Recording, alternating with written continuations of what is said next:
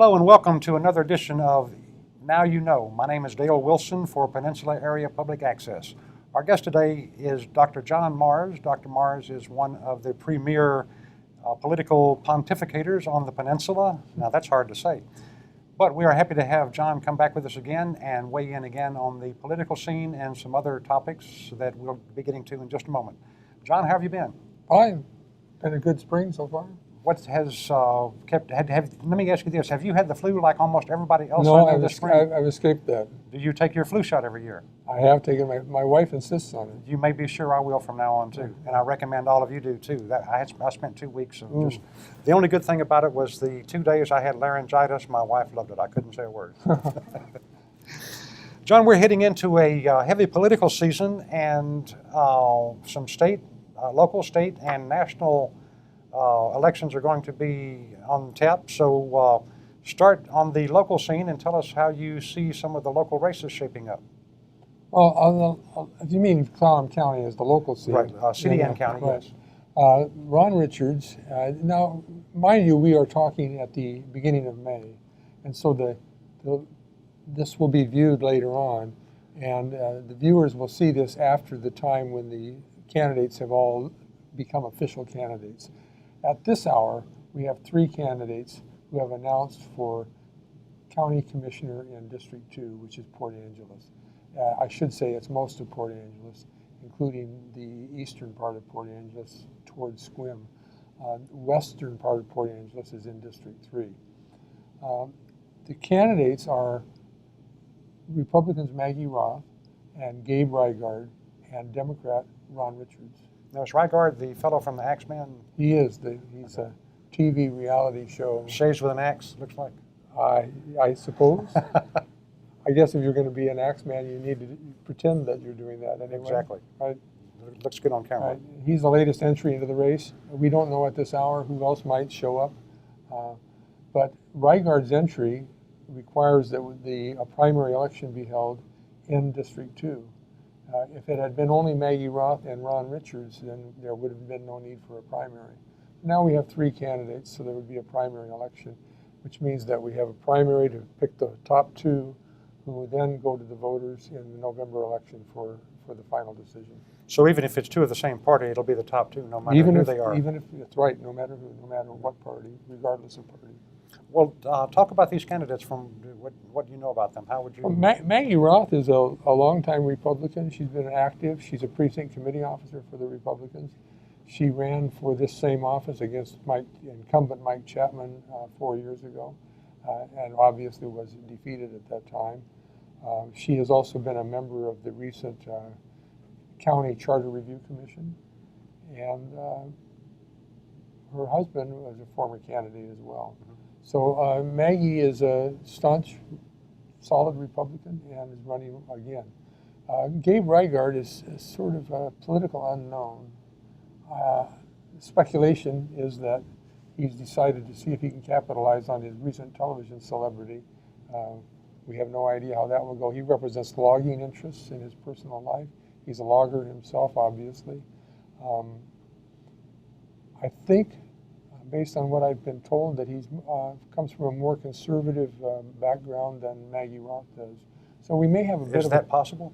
Yes, it is possible. Yes, it is, and we may have a more somewhat of an ideological split among the Republicans to choose the more conservative candidate versus the more moderate candidate. And I don't want to accuse Maggie of being a moderate. I don't know if she would buy that label, but she's certainly more moderate than Mr. Reigard, in the opinion of the people I've spoken with. Tell me how you would recognize a moderate Republican as opposed to a conservative Republican. What would be the difference in that? Moderate Republicans, in my view, are people who still hold on to some idealism related to progressive goals. Doesn't mean that they would be in the Bernie Sanders camp, obviously. It doesn't mean that they would be in agreement with most Democrats on a wide spectrum of issues, but they hold on to some middle-of-the-road progressive ideals about this country and what it should be like. And what we've seen in our political environment in the last several years especially with the Mitch McConnell leadership, in which he has attempted through the U.S. Senate and the Congress to undermine President Obama at every possible turn, is that we've seen the Republican Party become more extreme, at least in its public profile. Well, I think you probably heard the story about Mitch McConnell on the night of President Obama's original first inauguration. They were meeting elsewhere in Washington, saying that their job in the U.S. Senate was to make sure this was a one-term president. That's right.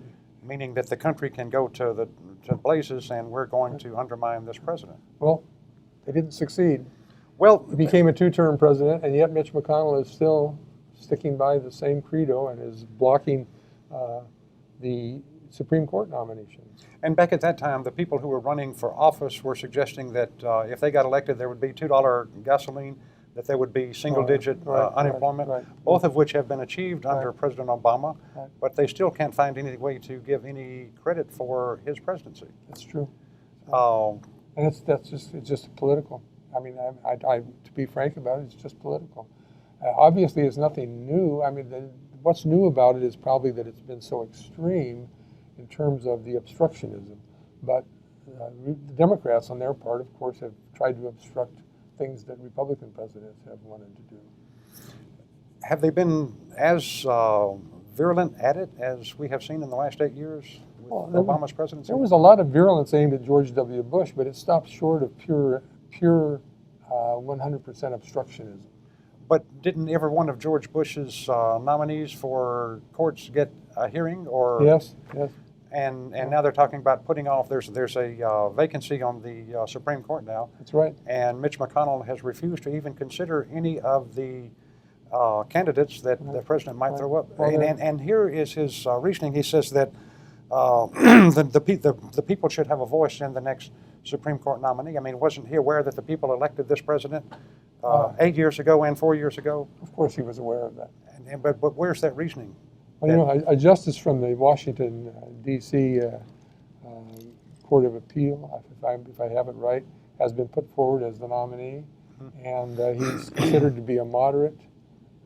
He's not considered to be an ideologue, and yet Mitch McConnell continues to oppose the nomination and to insist that the next president should get to make that choice. Well, he has no idea whether the next president will be a Republican or a Democrat. He's hoping it will be a Republican. And there are a number of cases that are being held almost in hostage until you get something besides a 4-4 vote on the Supreme Court. And there's one, I think, a vote that was tied. The last vote has to do with unions and being able to collect union dues if you work for a union job. And that's a victory for the other side as far as the Republicans go, because they have failed to put a new justice on the court. And to give you another example of what I would consider to be a moderate Democrat, excuse me, slip of the tongue, a moderate Republican, Robert Gates, who was the Secretary of Defense under George W. Bush and President Obama, is a moderate Republican. And he has always registered as an independent, but he owns the Republican label. And I would characterize him as an Eisenhower Republican. He again is one of those people who believes in the basic Republican approach to politics, but holds on to progressive ideals. Well, you know, the president appointed another Secretary of Defense whose name escapes me right now, but the one that was responsible, or at least in office when they were closing some of the bases, used to be a senator. What was his name? Well, the next Secretary of Defense after Gates was Leon Panetta, who had been a congressman, and the next one was Chuck Hagel, who had been a senator. I was trying to think of. Yeah, and I thought Chuck did a great job as Secretary of Defense, and it was almost in and out before you knew it. Chuck Hagel's another Republican, and I would consider him moderate Republican. Yeah. Because he was already out of Congress by the time the virulence that has struck this Congress got as bad as it is. Well, we've moved all the way up the line to national. Let's come back to the local level. To manifest full disclosure here, I must tell you that I'm a co-chair of the Ron Richards campaign, the committee to elect Ron Richards. Exactly what we're going to get into next. What are the challenges of electing somebody to a county commissioner's office here? Well, there's kind of a template, and I don't know if it might be that it's time for somebody to break that template and do something new, but the template is that the candidate doorbells, he or she may or may not have other people also doing doorbell work for them, but the doorbelling task has been greatly reduced by the decision that was made by the voters, prompted by the Charter Review Commission, to change the election so that instead of being countywide, the election is now only within District 2. Or in subsequent years, it will be District 3 and District 1. But right now, it's just District 2. So it's only by the commissioner district. That means the candidate only has to worry only about the doorbells in that district. And that seems so much more simple to me to get elected when you shrink the area from which you need to get votes. But I can't find anyone that likes the idea of restricting it to the district. Well, that's because each of the county commissioners is responsible for the whole county. And so what we've done is, through this vote, we have decided that the whole county does not get to vote on choosing each of the county commissioners. Each district residents get to vote only on the commissioner for their district. Well, that's the way it is with Congress. That's the way it is with the Senate. Right. And in fact, the president is the only one that everybody in the country gets to vote for or against. So it would seem like to me that a district representation is good, because there are some unique differences and different challenges in District 1 and District 3. That's true. And even District 2, which is up for election this time, is almost 50% in the city limits, city population, and 50% in the county population. So that's really a kind of a petri dish for issues facing the county. Now, I have been known to make predictions that were wrong. Not you, John. So one of the things I want to say here is that with it being District 2 only, and given the nature, the historical record on District 2 voting, it's more likely, or I should say, it's less likely that a conservative candidate will win election than it might be if you had SQUIM and Forks voters involved. Because Forks voting tends to be more conservative, and SQUIM tends to be a little more conservative, although not as predictable as Forks area voting. And so if you want to tag an area of this county as being liberal, it's basically Port Angeles. With that thought in mind, we're going to take a short break, and we'll come back and hear more from Dr. John Mars.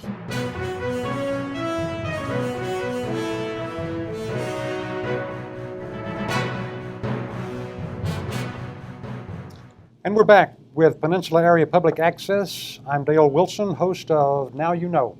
We're talking with John Mars, and we're covering local, state, and national politics. And John has just floored me with a suggestion that SQUIM is conservative, liberal? More conservative than Port Angeles. And more conservative or less conservative than Forks? Less conservative than Forks. How would this be demonstrated on what kind of an issue would you be able to tell that Forks was more or less conservative than SQUIM? Going to recent elections, 4 years ago, the people of SQUIM chose James McIntyre as their district representative, and then in the general election, McIntyre won a sizable victory over Linda Barnfather. In the 1 year ago, well, a year and a half ago now, Bill Peach defeated Sissy Brook. And in the district-only election, which was the primary under the old system, Sissy Brook won the primary. When the vote was expanded to Port Angeles and SQUIM, Bill Peach won. He picked up enough votes in SQUIM and enough extra votes in Forks over the primary to edge out Sissy Brook for election to the Board of Commissioners. How close was that race? I've forgotten. Well, I don't remember exactly how close it was, but it was. I think it was a 51% to 49%. That's still close. Decision, yeah. A lot of elections these days are running very close like that. That's right. So and I think that's the closest gauge we have to go by in terms of recent elections, because our communities keep changing. This whole area used to be quite conservative. It used to definitely be what we now call a red county. And Democrats have, in some recent elections, been celebrating the fact that the county has turned purple, if not, in fact, blue on some issues. And for instance, our legislative representatives, if you want to move to that, our legislative representatives are all Democrats. So there would be Theringer and Van der Wees and Hargrove. Hargrove. Now, Senator Hargrove has announced that he is retiring. And Van der Wey has announced that he will run for Hargrove's seat. So Van der Wey is going to be on the ballot for state senator. Theringer will be on the ballot for re-election as a state representative. And then Van der Wey's seat is so far being contended only by Mike Chapman. But I'd be very surprised if by the time you viewers see this, if Mike Chapman doesn't have opposition. Does one have to, such as Van der Wey, does he have to surrender his current seat to run for the Senate? Yes. And that is required? Well, now you've got me. I don't know if it's required. Because most times you see somebody keep their seat. Yeah, but that's when he's in an uncompleted term. For instance, a U.S. senator in a 6-year term so he couldn't run for both of them at the same time. Can run for president or vice president and lose and still be in the Senate. Right. And if I'm not mistaken, when Theringer was first elected to the State House, he was a county commissioner. That's right. And continued in office for a while. He did, to the conclusion of his term. Okay. Right. And that was when Jim McIntyre got elected. And McIntyre was a one-term county commissioner. That's right. What do you think that did you happen to notice how the Sequim people supported or did not support him in his attempt at re-election? I don't remember if there was a precinct. I don't remember. I didn't do a precinct by precinct breakdown. I don't know what the tendency was in Sequim, but overall, Commissioner McIntyre managed in his term, in his 4-year term, to alienate a lot of people. And I don't know enough to articulate exactly why that was. Some people say that he was bullyish and pushy, and that he didn't listen to other points of view. And that's maybe as good an explanation as any. But one of the offshoots of it was that there were a significant number of Republicans who did not support McIntyre's re-election. Well, I noticed that a lot as the election was coming to a close, that a lot of the support that I was certain was there for him had dissipated in the Republican ranks. And I have heard speculation that Reigard's coming forward as a candidate against Maggie Roth is a representation of the McIntyre Republicans opposing Maggie Roth's candidacy. So we've got factions like that in little bitty Clallam County. Could be. That's very interesting. What does it take to get elected for the Board of County Commissioners? Well, now we talked about doorbelling. Right. The rest of the template I referred to has to do with using a limited amount of print advertising, flyers, brochures handed out in the doorbelling process and at events. Well, that's technique. I'm really thinking about philosophy. And direct mail. So those are the main things, and that gets pretty expensive. Print advertising, direct mail are expensive, and so we get a lot of money involved doing those. As far as philosophy goes, Ron Richards is certainly more progressive and more liberal than the other candidates, to the extent that he is the co-chair of the Clallam County Bernie Sanders campaign.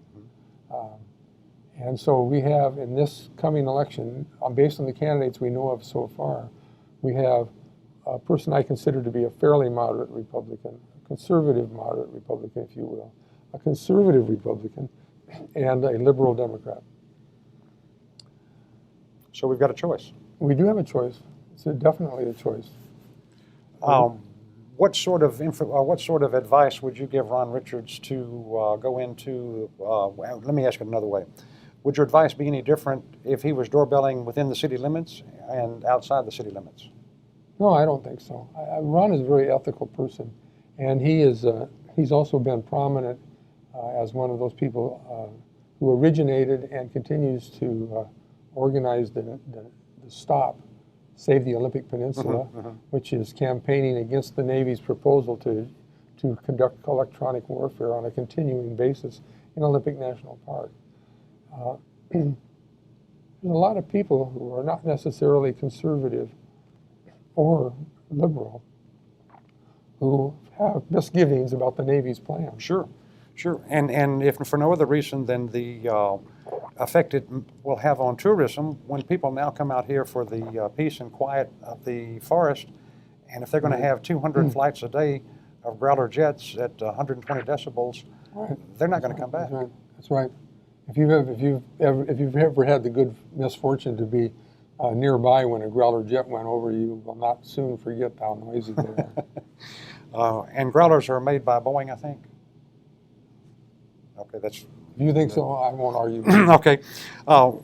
John, there's been a lot of discussion recently, and I think there's going to be a petition turned in, if it has not already turned in, with sufficient signatures to put on the ballot a change in the governance of the city of Port Angeles. Right. Do you have any thoughts about I know you're a part-time resident of the city of Port Angeles. Right, I live in the city about 5 months out of the year. So do you have any thoughts about the change of city government, or the wisdom of it, or the? Well, I would like to see some change in our city government, and I suppose in the present climate that comes down to personnel, and I think that we could use an overhaul of the city council. Now, the path chosen by the group that's promoting this election is to change our form of city government, and so what they want to do is they want to use the old cliche, they literally want to throw the baby out with the bathwater. They want to throw out the way the city has been organized and to change to a code city, which is what covers most of the cities in the state of Washington. Which is what the city of Port Angeles was up until 1971. That's right, that's right. And to go back to that form of government, and then in the process, they get to throw out the city council and start over again. What they can't answer, and what none of us could answer at this hour, would be whether they would succeed in throwing out the city council. All of the city council members could file for election to the new city council, and we don't know if they'd get elected or not. That's true, and I think that is certainly a gamble. But then if the people are interested enough to reform city government, they might be interested enough to do the doorbelling within the city and turn out the candidates. There's going to be a very interesting article coming up in the Port-o-Call about the visits that the petition signature collectors had when they would go to the door, and the overwhelming response that they had. In fact, they got twice as many signatures for the petition as is needed, and in many cases they would go next door and get their friends. They would call their spouses and have them come by the house or get them to go wherever their spouse was. So there is a lot of interest in at least signing the petition, and with that you hope that there would be continue that enthusiasm and possibly get new. And you must admit there has been a lot more attention on city council in the last couple of years than there has been in the past. There has been, and I would, if you were to predict that few, if any, of the present city council members would survive an attempt to get reelected, I think you'd be right.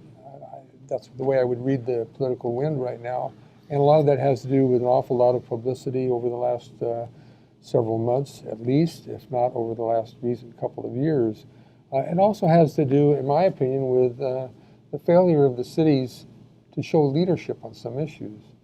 We have some really optimistic things going on in Port Angeles, and some of them are to the credit of the city, and one of those is the beachfront reestablishment, the development of the beachfront.